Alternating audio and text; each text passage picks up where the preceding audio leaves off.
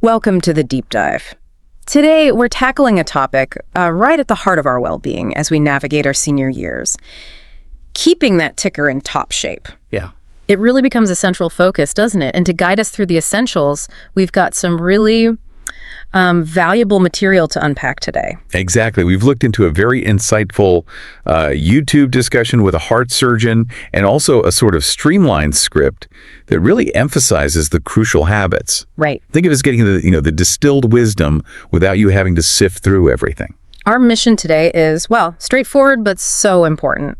To pull out the absolute must-know, easy-to-do steps seniors can take, like right now, to safeguard their hearts. And sidestep those common pitfalls. We're going beyond the general advice here, really drilling down into the nitty-gritty of your everyday routine. And what's fascinating is how the surgeon really kicks things off, doesn't he? Emphasizing that, after 60, pretty much every choice we make, what we eat, how we sleep, moving, it all directly impacts our heart health. It really does. It highlights the power we have, actually. Yeah. And it immediately makes you wonder, right, what's that one maybe innocent-seeming daily habit that might be silently causing harm? He hints at it right away. Yeah, the surgeon does hint at it. Oh. We will, of course, get to that number 1 habit later. But let's start with habit number 10 on their list. Something I think maybe many of us underestimate. Okay, so number 10, skipping daily walks or, regular exercise. There's this common feeling, especially as we get older, that maybe, we're too old for that, or it won't make much difference now. Right. But the surgeon is incredibly clear on this. He's almost begging seniors, really, just to walk. Just walk. Not intense workouts, not marathons, just walk. And the impact, well, the data shows it can be pretty profound. There was research last year, I think in the Journal of the American College of Cardiology.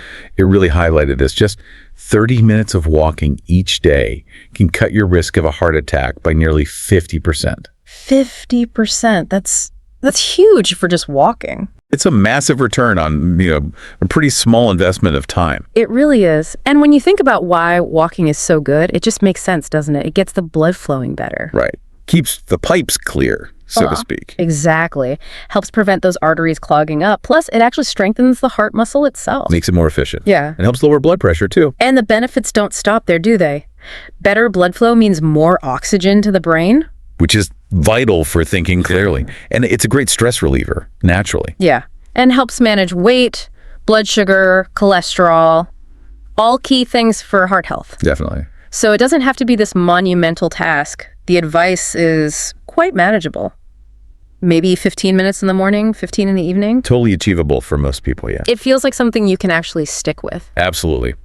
And the real message here is be proactive.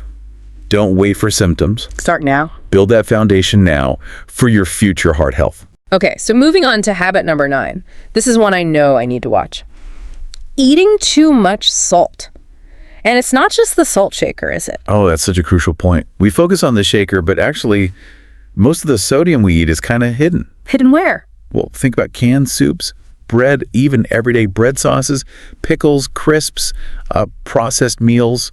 It's in almost everything processed. Wow, it's sneaky. Yeah. So what's the actual danger? Why is too much sodium bad? Okay, so when you have too much sodium, your body holds on to extra water to try and balance things out. Right. This increases your blood volume, meaning there's more blood pumping through your arteries, which puts extra pressure on the artery walls. Then that leads to high blood pressure. Exactly, hypertension. And the sources keep calling high blood pressure the silent killer. That sounds serious. It really is, because often you don't feel it. There are no obvious symptoms until, something bad happens. The recommendation for seniors is generally no more than 1,500 milligrams of sodium a day. 1,500 milligrams. How much is that, really? It's less than a teaspoon. Less than a teaspoon for the whole day? Wow. Okay, that's a big adjustment for many. What are some practical ways to cut back? Well, first step, become a label reader. Really check the sodium content on packages. Okay. And cutting back on processed foods, or even better, cutting them out where possible, makes a huge difference. When cooking at home, use herbs, spices, lemon juice. Get creative with flavor. Exactly. Instead of reaching for salt, even choosing unsalted nuts or snacks helps. And it's good to know our taste buds can adapt, right? The sources said after a couple of weeks, food might taste just as good with less salt. Yeah, they really can adjust. And the long-term benefit for your heart, definitely worth that initial maybe slightly bland, period. Okay, good motivation. Habit number 8 shifts to the morning. Starting the day with the greasy or processed breakfast. I think lots of us just grab something quick for fuel. And that's exactly where the risk can lie, especially for seniors. Those easy, maybe comforting options. Bacon, sausage, heavily buttered toast. Sugary cereals, fried eggs. Yeah, all those. And even those really creamy, sugary coffees, they can actually be quite rough on the heart. Rough how? What's the specific harm there? Well, they're typically loaded with saturated fats, often trans fats too, and lots of sugar. That combination can spike your cholesterol levels pretty quickly. It can raise blood pressure and even cause inflammation in your blood vessels. And I remember the sources mentioned something worrying about the timing of heart attacks. Yes, that's a sobering point. Most heart attacks actually happen in the morning hours. Why is that? It's thought to be partly because our blood is naturally a bit thicker in the morning. Then, if you add a heavy fatty meal. It puts extra strain on the heart. Exactly. Makes it much harder for the heart to pump. There was a study mentioned, I think from Circulation in 2021, linking those high-fat breakfasts to a higher risk of morning heart problems. Definitely makes you pause before grabbing the frying pan. So what are some better heart-friendlier options? Oh, there are lots of great alternatives. Think oatmeal with berries, boiled eggs, whole grain toast with avocado, maybe a simple fruit smoothie. These choices are generally lower in those harmful fats and sugars. And they give you sustained energy. Right, without putting that immediate stress on your heart and arteries. Better for digestion too. So being mindful about that first meal really matters. Okay, let's talk habit number 7, drinking alcohol regularly. There's still this idea floating around, isn't there, that maybe a little red wine is good for the heart. Yeah, that's a persistent myth the sources really urge seniors to rethink. As we get older, our bodies just process alcohol differently. How so? Well, the liver tends to slow down a bit, blood pressure can go up more quickly after drinking, and there's a higher risk of developing an irregular heartbeat, like atrial fibrillation. Okay, so what are the specific dangers of regular drinking for seniors' hearts? Well, the sources list several things. Alcohol can directly damage the heart muscle over time. It can lead to more fat building up around the heart. Not good. No. And it promotes inflammation. Plus, a big one, it can interfere with medications. Oh, right, like blood pressure meds or diabetes meds? Exactly, those common prescriptions. There was a report mentioned from the European Heart Journal this year, linking even just 2 drinks a day to increased atrial fibrillation risk in seniors. Wow, just 2. And it's not just the direct heart impact, is it? People often use alcohol to relax, maybe sleep brain. Right, but ironically, it actually disrupts your sleep quality. Really? Yeah, it might make you drowsy initially, but it messes with your sleep cycles later on. And it can even increase your blood pressure during the night. So, not the relaxant we think it is. Not for your heart, no. Yeah. The clearest advice from the sources, ideally, cut it out completely. Okay. If that's not realistic, then limit it drastically, no more than 1 drink a day, and definitely not every day. That's the much safer path. Got it. Okay, habit number 6. This one's maybe less obvious, bottling up stress or anger. We tend to think of emotions as separate from physical health sometimes. But they're so connected, especially to the heart. When we constantly suppress strong emotions, stress, anger, sadness, our body releases stress hormones. Like cortisol and adrenaline. Exactly. And those hormones trigger physical responses. Your heart beats faster, blood vessels tighten up, blood pressure spikes. And if that happens regularly, what are the long-term risks?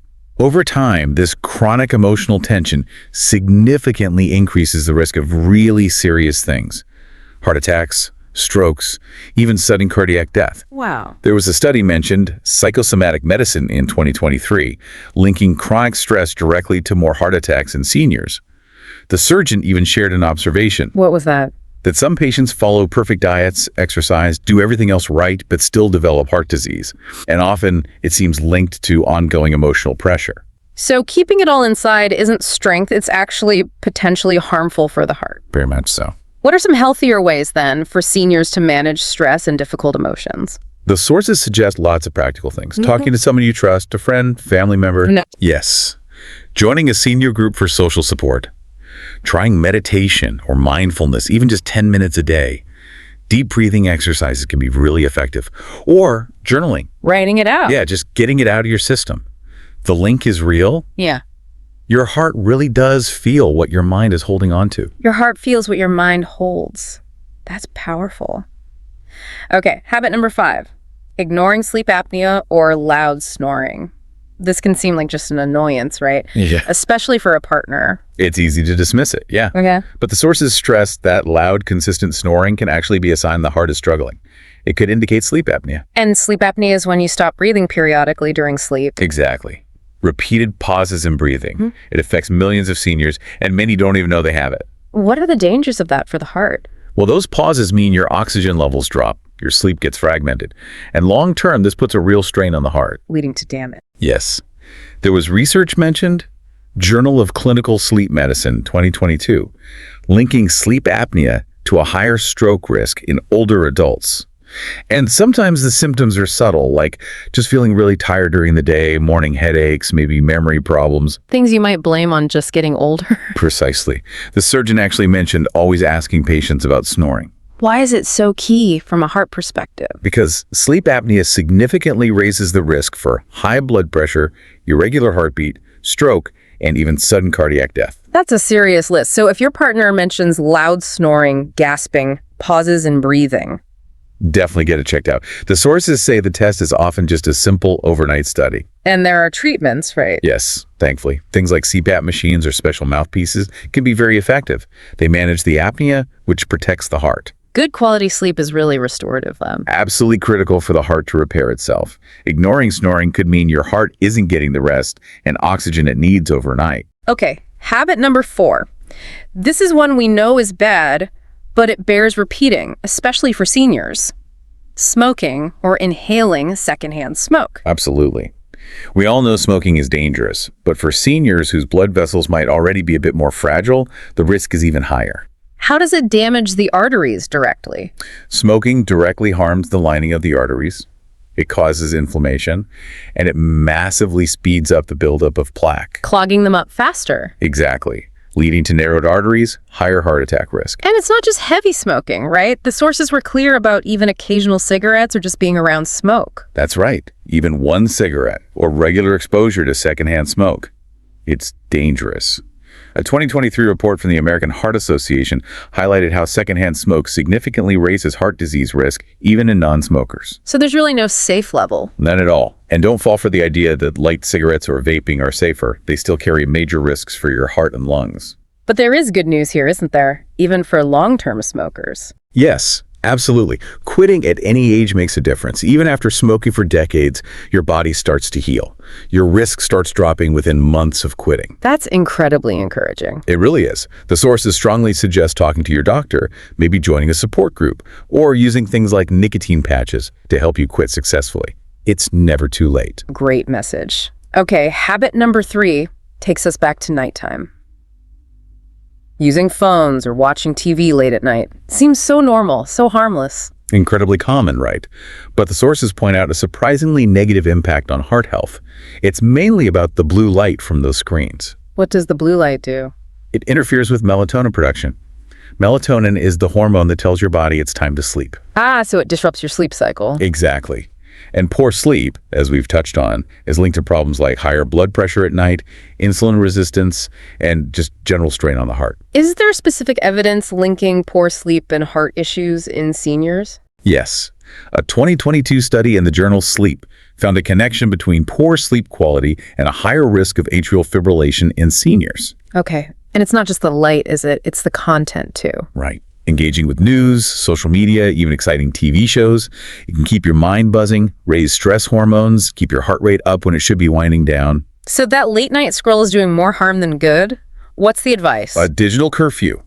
Shut off all screens, phone, tablet, TV, at least 1 hour before you plan to sleep. 1 hour? What should people do instead?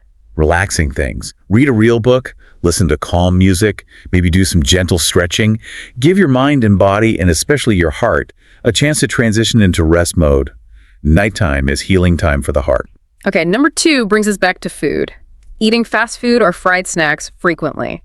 The convenience trap. It's so easy, isn't it? Burgers, fries, fried chicken, maybe samosas. They're readily available, but the sources are really clear. They're dangerous for heart health. Why specifically? What's in them? They're usually packed with the bad stuff. trans fats, saturated fats, loads of salt, all things that damage arteries over time. And it adds up, doesn't it? Even if it's just now and then. Absolutely. A 2023 study in Circulation found that seniors who frequently ate fried foods had a higher risk of heart attack. And these foods are particularly tough on older adults. Why is that? Well, our metabolism tends to slow down as we age, and our hearts can just be more sensitive to these kinds of dietary hits. Plus, they offer almost zero nutritional value, but cause a lot of potential damage. So what are the better choices when we need something quick or snacky? Prioritize baked, boiled, or grilled options. For snacks, think fruit, nuts, maybe a homemade soup you can heat up quickly. Simple swaps at home can help too. Definitely. Like using an air fryer instead of deep frying makes a big difference. The surgeon used a great analogy. What was it? He said, what you eat becomes your blood. If your food is oily, so is your blood, and thick blood equals blocked arteries. Wow. That really paints a picture. Okay, and now we've reached habit number 1. The one the surgeon called the deadliest and most common issue they see in seniors. Yes.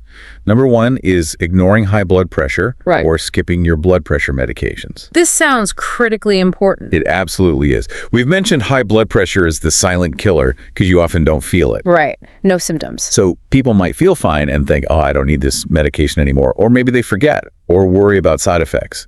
But stopping the medication is incredibly dangerous. Why? What happens? It can cause your blood pressure to spike suddenly and dangerously.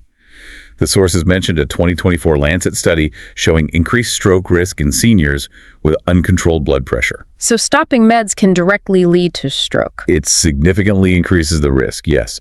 The surgeon was really emphatic. These medications are a lifeline for those who need them, not optional. What if someone is having side effects? Talk to your doctor. That's the crucial step. Don't just stop taking the pills. Discuss adjusting the dose or trying a different medication. They're usually options. So consistency and communication are key. Absolutely paramount. The sources suggest practical things. Monitor your pressure at home if advised. Keep a log. Take your meds at the same time daily. Use reminders, pill organizers. Whatever helps you stay consistent. Because uncontrolled high blood pressure forces the heart to work harder, thickens the heart muscle, narrows arteries. It can lead straight to heart failure. But it is manageable with care. Very manageable, yes, with consistent treatment and monitoring. So looking back at all 10 habits, the big picture seems clear. After 60, our hearts really need that conscious daily support through our choices. That's exactly it. And it doesn't have to be overwhelming.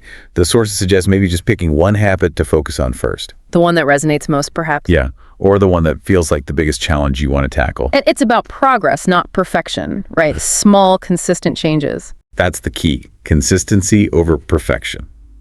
Those small adjustments really add up for your heart health over time. And you mentioned a tool, the Senior Health Tracker app. Yes, the sources mentioned it as potentially helpful, offers tips, tracking, reminders specifically tailored for seniors. Might be worth looking into. Sounds like a good resource. So as we wrap up this deep dive, what's the most important takeaway for our listeners? I think it's that it's genuinely never too late to start prioritizing your heart. Making these mindful daily choices, it matters. Your future self, your family, and definitely your heart will thank you for the care you invest starting today. Well said. Stay strong, stay safe, and please take wonderful care of your heart each and every single day. And maybe just take a moment now, reflect on which of these habits really struck a chord with you. What's one small thing, one tiny step you can commit to doing today to put your heart health first?